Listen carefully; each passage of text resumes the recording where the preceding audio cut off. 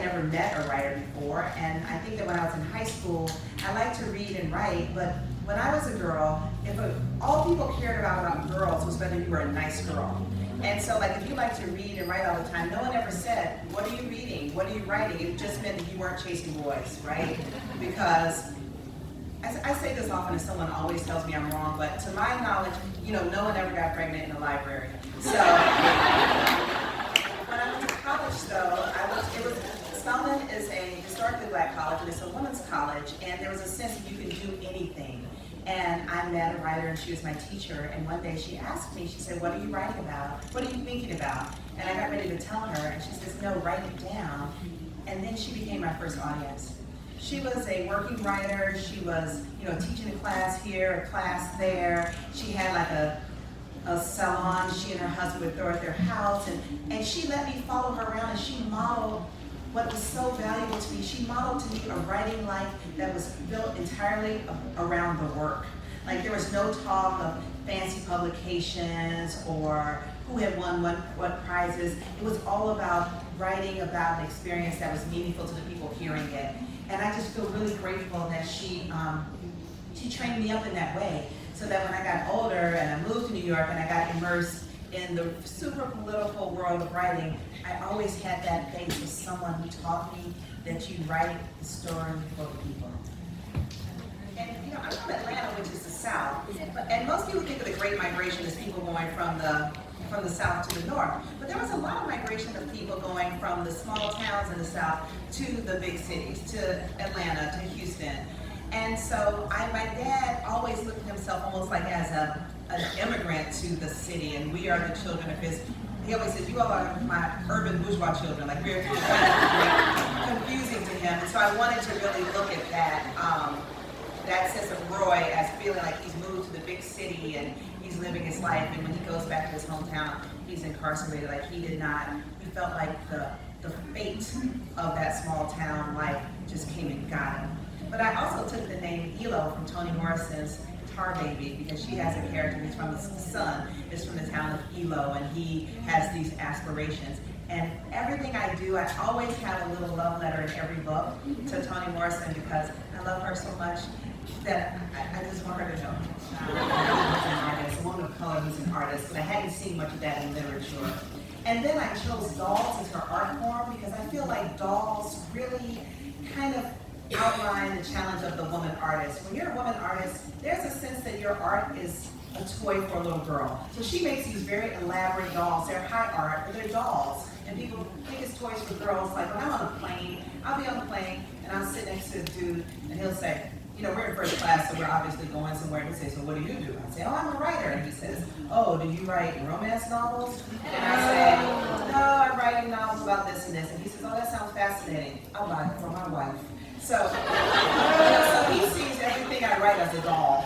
And so I use that as a metaphor for her experience. And Roy does support her, but he isn't much into art. He's interested in the dolls as something, a commodity that can be bought and sold. And he wants to manage her. He sees her as an entrepreneur more so than an artist. And I think that's also just part of the challenge of being an artist, in that, like my mentor said to me, she's a playwright. I didn't say her name. Her name is Pearl Clay. And she said, I want to be paid for my writing, but I don't have to write for money. And that's the challenge where Celestial and Roy, well, that's where the challenge they were before he went to prison and everything changed. But that was going to be something they would have to struggle with throughout their whole marriage, I think. But my first book was about growing up in Atlanta. When I was a child in Atlanta, there was a serial murder that killed 28 black children, and 2 of them were students in my elementary school. And I wrote the book so that, just because I did not want that to be forgotten. And I wanted to write a book not about the case, not like true crime, but just what it felt like to be a child at that time, to remember our childhood.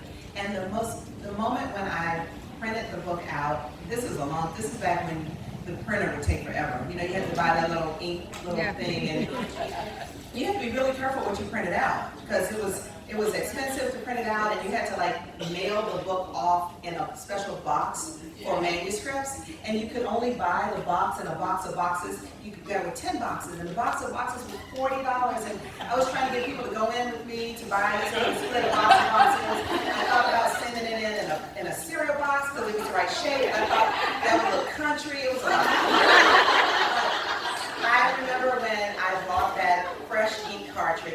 like $30 to print my first book, and I waited, I printed it out, and I held it in my hand, and the weight of it, that to this day remains my proudest accomplishment. There are a lot of things that have happened to me since that seem bigger, but the moment of holding those pages in my hand, I felt like I had done the thing I came here to do, that I was a writer. I didn't know if I was going to be able to publish it. I didn't know if I would find an agent. I didn't even really know what an agent did, but I knew what a writer did. A writer told a story, and for me, that's my proudest moment. The idea of, so much of the structure of the legal system is about criminalizing Black and brown men specifically.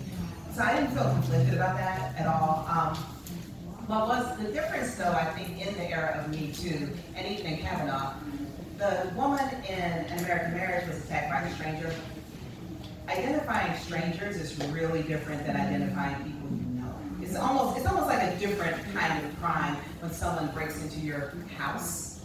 And the way that people go about identifying strangers is through police lineups, which are often rigged. Like, there's a lot going on. So I feel almost like it's really different. So I didn't really feel a lot of overlap, but here's a little strange thing that happened to me last week. I was at a book event, and the woman raised her hand, and she's like, "Oh, I really appreciate your book. I feel it's so timely." She says, "Because right now, it is white men who are being wrongly accused. It's white men." She said, "I just really appreciate you telling the Black side of injustice."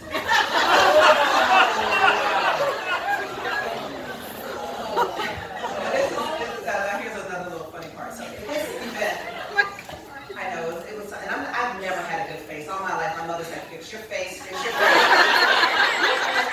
I did that to me even sitting here today, so I saw somebody can fix your face. So, but it's really funny because at this event, Alice Walker was there. She was in the audience, and throughout, I would just turn my eyes toward Alice Walker. I felt like she was giving me little hands, like she was like a coach, like giving me little things. And when that woman said that, I looked.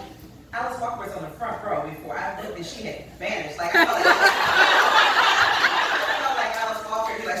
She's a ninja. She was like, poof. Conversation.